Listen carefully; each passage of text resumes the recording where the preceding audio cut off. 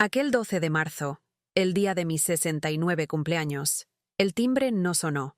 El teléfono permaneció mudo. Solo el eco de mi propia soledad llenaba la casa. Mi hijo, la razón de mi respirar por tantos años, me había olvidado, o peor, me había ignorado. Pero lo que él no sabía es que, en ese olvido, yo encontraría una fuerza y una verdad que me permitirían, al final, arrebatarle algo que jamás vio venir. Esta historia es un viaje a través del dolor de una madre, la traición de un hijo y la inesperada senda hacia la justicia. Prepárense para una narrativa que les tocará el alma, una historia de silencio, desilusión y una revelación que lo cambiará todo. ¿Están listos para descubrir qué pasó después? No dejen de darle me gusta, comentar de dónde nos ven y a qué hora. Su apoyo nos ayuda a seguir compartiendo estas historias que nos hacen reflexionar. La casa, con sus paredes teñidas de un color crema descolorido por el sol de incontables veranos, guardaba en cada rincón el eco de risas pasadas. Era mi refugio, el templo donde había visto crecer a mi único hijo, Mateo. Desde que enviudé joven, cuando Mateo apenas levantaba un palmo del suelo, cada fibra de mi ser se volcó en él. Mis mañanas comenzaban con el aroma a café recién molido y el inconfundible sonido de su risa infantil mientras yo le preparaba el desayuno. Cada noche, me sentaba a la vera de su cama, leyéndole cuentos, hasta que sus pequeños párpados se cerraban, pesados por el sueño. Era una rutina agotadora, sí, pero cada sacrificio, cada renuncia personal, era un escalón más en la construcción de su futuro. Mi trabajo como costurera, con el zumbido constante de la máquina Singer acompañando mis días y mis noches, apenas alcanzaba para cubrir los gastos, pero nunca me quejé. Mis manos, ahora huesudas y marcadas por el paso del tiempo, habían cosido miles de prendas, cada puntada un susurro de esperanza para Mateo. Recuerdo la emoción en sus ojos cuando le entregué su primera bicicleta, comprada con ahorros que me costó meses juntar.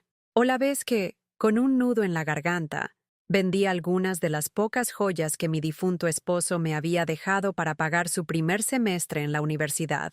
Él siempre soñó con ser arquitecto, y yo, con la visión de verlo realizado, hice todo lo que estuvo a mi alcance para que ese sueño se materializara.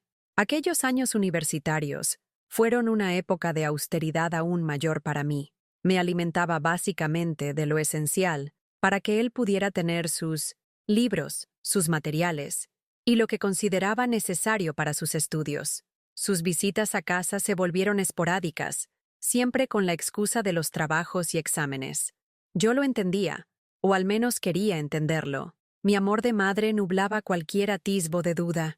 Cada vez que regresaba, aunque fuera por unas horas, me llenaba de orgullo al verlo tan enfocado, tan determinado. Cuando Mateo finalmente se graduó con honores, sentí que mi misión en la vida se había cumplido.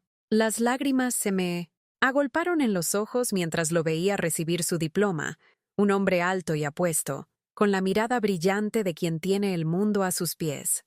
Sus primeras ofertas de trabajo llegaron rápido, y pronto, con el brillo del éxito en sus ojos, me anunció que se mudaría a la capital. «Es la oportunidad de mi vida, mamá», me dijo, y yo, aunque con el corazón oprimido por la inminente distancia, asentí con una sonrisa. Su felicidad era la mía. Los primeros años en la capital, las llamadas eran frecuentes.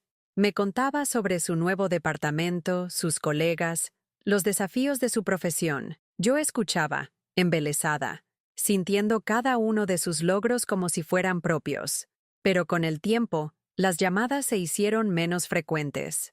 Los «iré a visitarte pronto, mamá» se convirtieron en promesas vacías, aplazadas por un viaje de negocios, demasiado trabajo o un compromiso ineludible. La voz de Mateo, antes tan cercana y familiar, comenzó a sonar distante, como si una capa de hielo se interpusiera entre nosotros.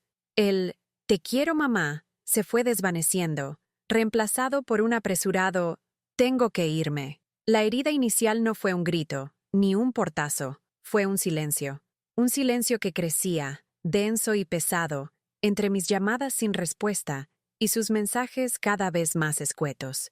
Fue un atardecer de domingo, cuando la casa, antes llena de los ecos de su infancia, se sentía desoladoramente vacía. Fue la primera vez que, al mirar la fotografía de un Mateo sonriente en su toga de graduación, sentí un punzante dolor en el pecho. No era la ausencia física, sino la ausencia de conexión, la sensación de que, poco a poco, me estaba volviendo una extraña en la vida de mi propio hijo.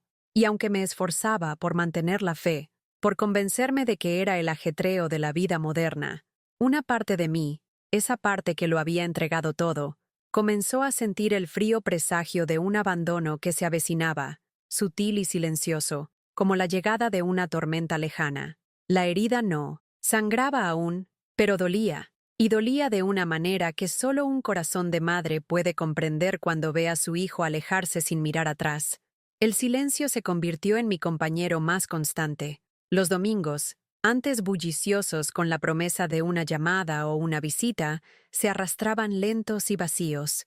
Mi teléfono, antes una extensión de mi brazo, ahora yacía inerte sobre la mesa de noche, un recordatorio cruel de la distancia que crecía entre Mateo y yo. Al principio, me aferraba a la esperanza. Debe estar muy ocupado, me decía a mí misma, mientras mis dedos, ya no tan ágiles, tejían mantas para vender en el pequeño mercado local.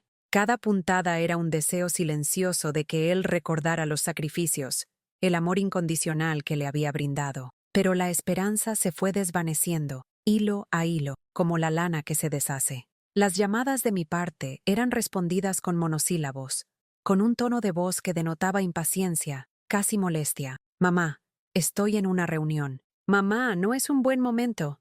Mamá, te llamo después. Ese después nunca llegaba. Me sentía como una voz en el desierto, clamando por un eco que nunca regresaba. La primera puñalada real, no de silencio, sino de descaro, llegó con el cumpleaños de mi nieto, Lucas. Mateo se había casado unos años antes con una mujer llamada Sofía, una mujer hermosa y ambiciosa que, desde el principio, me había mirado con una mezcla de condescendencia y desinterés. Yo, en mi ingenuidad, creí que era timidez. Ahora sé que era desprecio. Lucas era mi única alegría, el pequeño rayo de sol que a veces lograba perforar la densa nube de mi soledad. Para su 5º cumpleaños, había ahorrado durante meses para comprarle un pequeño tren de madera, tallado a mano, que sabía que le encantaría. Llamé a Mateo para coordinar la entrega. Su respuesta fue fría y cortante. Mamá, no te molestes. Estamos de viaje. Ya le compramos todo lo que necesita.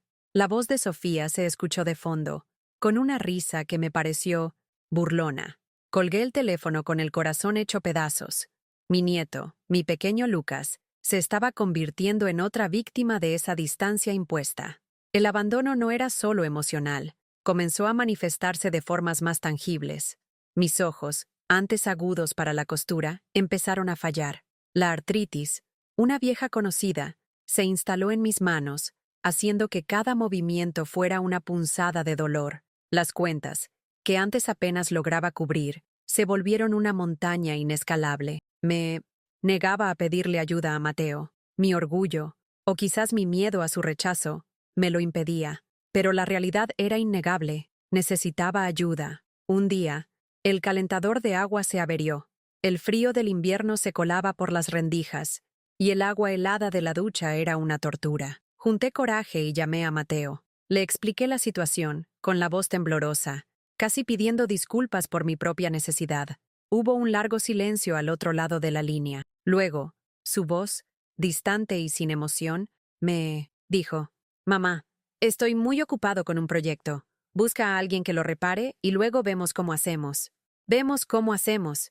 Se convirtió en su frase comodín, una promesa vacía que nunca se materializaba. El calentador siguió averiado. Me resigné a calentar agua en la estufa para bañarme, un ritual doloroso que me recordaba mi creciente vulnerabilidad. La soledad se volvió un peso insoportable. Las noches eran las peores. La casa, antes llena de vida, ahora resonaba con el eco de mis propios pensamientos. Me sentaba en el viejo sillón de la sala, el mismo donde Mateo solía acurrucarse a mi lado cuando era niño, y repasaba cada recuerdo, cada sacrificio. ¿Dónde había fallado? ¿Qué había hecho para merecer este olvido? Las lágrimas, antes esporádicas, ahora caían silenciosas y constantes, empapando las viejas fotografías de un Mateo sonriente, un Mateo que ya no existía.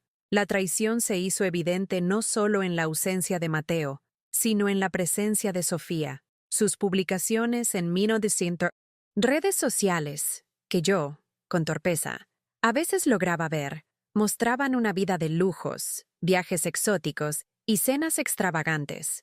Mientras yo luchaba por pagar la factura de la luz, ellos vivían una vida de opulencia.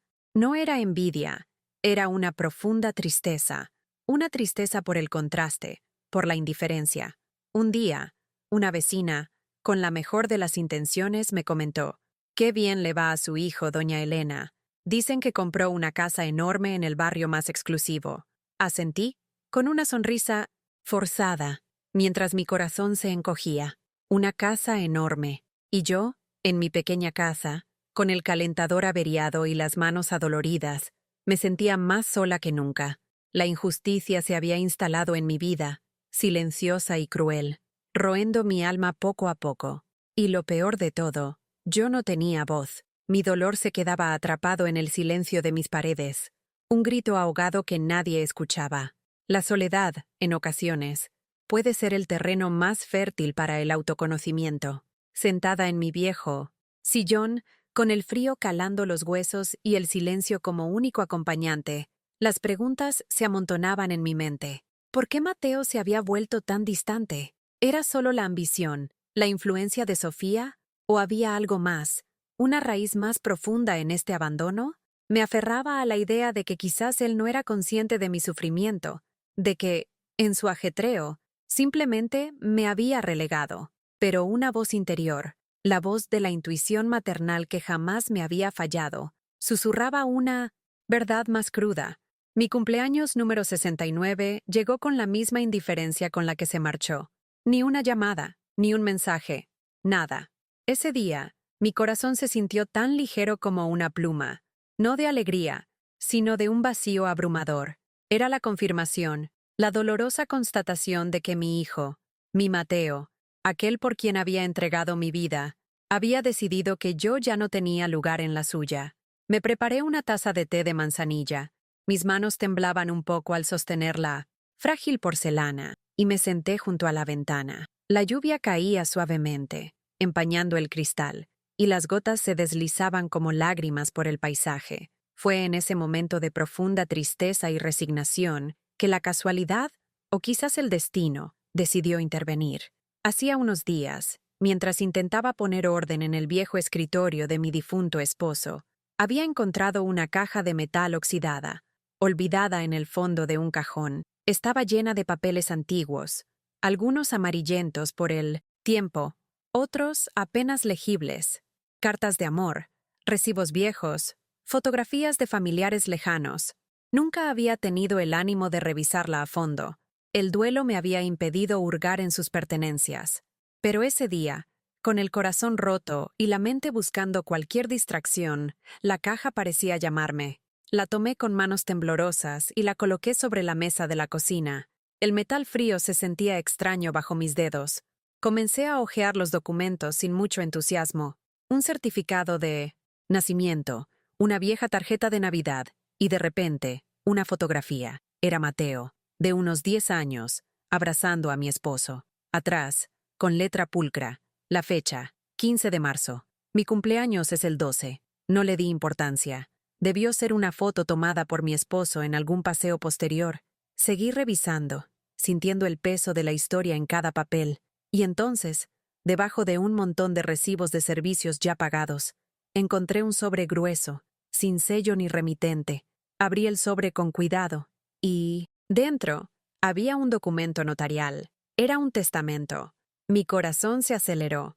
No reconocía ese documento. El testamento oficial de mi esposo estaba guardado en la caja fuerte de mi abogado. Un documento que yo conocía al pie de la letra, pues había sido revisado varias veces a lo largo de los años. Este era diferente.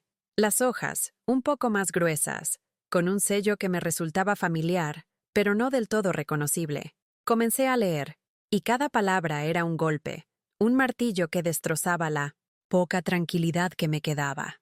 No era un testamento de mi esposo, era un anexo fechado apenas un año antes de su muerte. En él, mi esposo, en un lenguaje legal y frío, establecía que, en caso de su fallecimiento, una parte sustancial de sus bienes, no solo la casa familiar, sino también una cuenta de ahorros considerable que yo desconocía, producto de una herencia que él había recibido de un tío lejano y que siempre mantuvo en secreto, sería destinada a Mateo, pero con una condición clara. Esos fondos debían ser utilizados para garantizar mi bienestar durante mi vejez. Se especificaba que Mateo debía proporcionar un sustento mensual, cubrir mis gastos médicos y asegurar que yo viviera con dignidad. Había cláusulas sobre el mantenimiento de la casa, incluso la provisión de un asistente si fuera necesario. Y lo más impactante, si Mateo incumplía estas condiciones, o si yo alguna vez me veía en una situación de necesidad y desamparo, los bienes pasaban a una fundación benéfica que mi esposo admiraba. Con la excepción de una pequeña parte destinada a Mateo, apenas lo suficiente para cubrir un mes de sus gastos. Mis manos temblaban tan violentamente que las hojas casi se me caen. La revelación me golpeó como una ola gigante. No era solo el abandono emocional, era una traición económica, un engaño deliberado. Mateo no me había olvidado, me había ocultado esto. Había utilizado ese dinero para su propia vida de lujos, dejándome en la precariedad, sabiendo perfectamente que tenía la obligación legal y moral de cuidarme. La voz de Sofía riéndose en el fondo, las fotos de sus viajes, la casa enorme, todo cobró un sentido siniestro. Habían vivido de lo que mi esposo había destinado para mi vejez, mientras me dejaban luchar por cada peso. Las lágrimas que cayeron entonces no eran de tristeza, sino de una rabia fría y profunda. Una rabia que nunca antes había sentido, que me quemaba por dentro.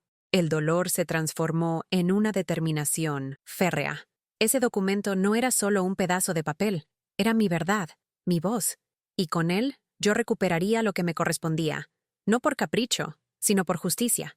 El acaso de la soledad había terminado, la virada había llegado, no estaba sola, tenía la verdad, y esa verdad, ahora lo sabía, sería mi más poderosa arma.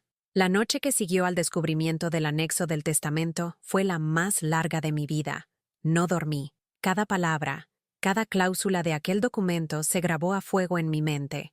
La rabia inicial, ardiente y descontrolada, dio paso a una determinación fría y calculadora. Ya no era la madre sumisa y herida. Era una mujer que había sido engañada, traicionada por su propia sangre, y que ahora tenía la verdad de su lado. El miedo se había disipado, reemplazado por una fuerza que no sabía que poseía. No buscaría venganza, buscaría justicia. A la mañana siguiente, mi primera parada fue la oficina del abogado de mi esposo, el doctor Almeida. Su rostro, enmarcado por unas gafas finas, mostró una mezcla de sorpresa y preocupación al verme con aquel documento en mis manos. «Doña Elena, ¿dónde encontró esto?», preguntó, mientras lo examinaba con minuciosa atención. Le relaté la historia de la caja, el cumpleaños olvidado, la precariedad en la que vivía. Sus ojos se abrieron un poco más al leer las cláusulas, y un suspiro escapó de sus labios. «Este es un documento perfectamente legal, doña Elena. El señor Mateo lo sabía muy bien. La confirmación me golpeó con fuerza, pero no me derrumbó. Le pedí que preparara una reunión urgente. No una llamada, no un mensaje. Quería ver a Mateo a los ojos. La reunión se fijó para la semana siguiente. Mi casa. No quise un lugar neutral. Quería que el peso de mis recuerdos, de mis sacrificios, de su infancia, estuviera presente en el ambiente. El doctor Almeida me aconsejó mantener la calma, ser firme, pero no ceder a la emoción. Fácil de decir, difícil de hacer, pero asentí. Había pasado demasiados años llorando en mi silencio. Silencio. Era hora de que la verdad hablara por sí misma. El día llegó con un sol brillante, irónicamente contrastando con la tormenta que se avecinaba. Mateo y Sofía llegaron puntuales, con ese aire de suficiencia que siempre los acompañaba. Sofía llevaba un vestido caro, y susurró algo al oído de Mateo que lo hizo sonreír de manera condescendiente. No me ofrecieron ni un abrazo, ni una palabra de afecto. Entraron a la sala, y Sofía se sentó en el sofá, cruzando las piernas con elegancia, como si estuviera en una obra de teatro y yo fuera solo una actriz secundaria. Gracias por venir, dije, mi voz sonando más firme de lo que esperaba. El doctor Almeida se sentó a mi lado, un gesto de apoyo que me dio un poco más de confianza. Mateo me miró con fastidio. Mamá, ¿qué es tan urgente? Tengo una agenda apretada. Su impaciencia era un golpe más, pero no lograba herirme como antes. Esto es urgente, Mateo, respondí, mi mirada fija en la suya. Es urgente para mí, que he pasado estos años en Mino Century, la precariedad, mientras tú disfrutabas de una vida de lujos. Sofía se rió suavemente. Doña Elena, ¿de qué está hablando? Mi esposo trabaja muy duro para todo lo que tenemos. El doctor Almeida, con su voz pausada y autoritaria, intervino. Señor Mateo, señora Sofía, doña Elena ha descubierto algo que merece toda su atención. Y entonces, con un movimiento deliberado, sacó el anexo del testamento y lo colocó sobre la mesa de centro, justo entre nosotros. El rostro de Mateo se transformó. La sonrisa condescendiente se borró, reemplazada por una palidez repentina. Sus ojos se fijaron en el documento, y pude ver cómo su mente trabajaba frenéticamente. Sofía, menos conocedora, tomó el documento con curiosidad, sus cejas arqueadas. Comenzó a leer, y a medida que sus ojos recorrían las líneas, el color se le fue del rostro. Esto no puede ser, murmuró, su voz apenas un susurro. Oh, sí que puede ser, dije, mi voz ahora gélida. Tu padre, Mateo, previendo que su hijo, su único hijo, podría un día olvidarse de su madre, dejó muy claro en este documento lo que debía suceder. Expliqué, con cada palabra cargada de la emoción contenida por años, la condición de su herencia, la obligación de su manutención, la cláusula de la fundación benéfica. No levanté la voz, no grité, hablé con la autoridad de quien ha sido profundamente herida, y finalmente ha encontrado su voz. Mateo intentó balbucear excusas, su mirada evasiva. Mamá, yo no lo recordaba bien. Pensé que era algo menor. Y con los gastos, la casa, los negocios. ¿No lo recordabas, Mateo? Lo interrumpí, mi mirada perforando la suya. ¿No recordabas que la mujer que te dio todo, que sacrificó su juventud y sus ahorros por tu educación, debía vivir dignamente? ¿No recordabas que el dinero que usaste para tus lujos era para asegurar mi bienestar? ¿No recordabas el calentador averiado? ¿El frío en esta casa? ¿Mi cumpleaños olvidado? Sofía, que había recuperado algo de compostura, intentó tomar el control. Doña Elena, esto es un malentendido. Podemos llegar a un acuerdo. Podemos ver cómo... No hay malentendidos, Sofía. La interrumpí yo esta vez, sin siquiera mirarla. Mi atención estaba fija en Mateo. Y no hay ver cómo hacemos. La verdad es clara. Y las consecuencias también. El doctor Almeida tomó la palabra. Señor Mateo, las cláusulas de este anexo son inequívocas. Ha incumplido gravemente los términos del testamento de su padre. Tenemos pruebas irrefutables de la negligencia y el abandono financiero. La ley es clara en este punto. Los bienes, con la excepción de una cantidad simbólica, deben ser transferidos a la fundación.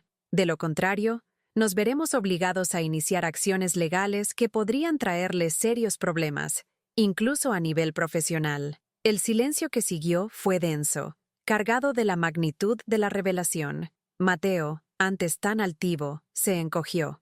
La imagen del hijo exitoso y despreocupado se desmoronaba ante mis ojos, revelando a un hombre débil y egoísta. No hubo lágrimas en sus ojos, no hubo arrepentimiento, solo el pánico de ser descubierto, de perder lo que consideraba suyo. Sofía, a su lado, lanzó una mirada furiosa a Mateo, la complicidad de su engaño hecha añicos. La catarsis no fue un grito, sino un suspiro profundo de liberación. Mi voz, antes atrapada por el dolor y el miedo, ahora era libre. La verdad había salido a la luz. Y en ese momento, me di cuenta de que no necesitaba su disculpa, ni su afecto forzado. Necesitaba mi dignidad de vuelta. Y ese documento, ese pedazo de papel amarillento, me la había devuelto. Había retomado el control de mi vida, y en sus ojos, en la desesperación que comenzaba a reflejarse en los suyos, vi que me había llevado algo que jamás vio venir, la conciencia de su propia avaricia y la pérdida de la fortuna que creía segura. El proceso legal fue más rápido de lo que esperaba, impulsado por la irrefutable evidencia del anexo del testamento y la clara violación de sus términos por parte de Mateo. Él y Sofía intentaron resistirse, buscaron argucias legales, pero el doctor Almeida fue implacable. La verdad, aunque dolorosa, tenía un peso innegable. La fortuna que mi esposo había destinado para mi bienestar y que Mateo había desviado para su vida de lujos, fue transferida a la fundación benéfica, con la excepción de la parte simbólica para Mateo, tal como lo estipulaba el documento. No fue una victoria dulce, no del todo. Había una punzada de tristeza al ver cómo mi hijo, el niño que yo había amado con cada fibra de mi ser, había caído tan bajo, pero, al mismo tiempo, había una profunda sensación de alivio, de liberación. Ya no era la víctima silenciosa. Había reclamado mi dignidad. La casa, mi viejo hogar, no fue tocada por el litigio.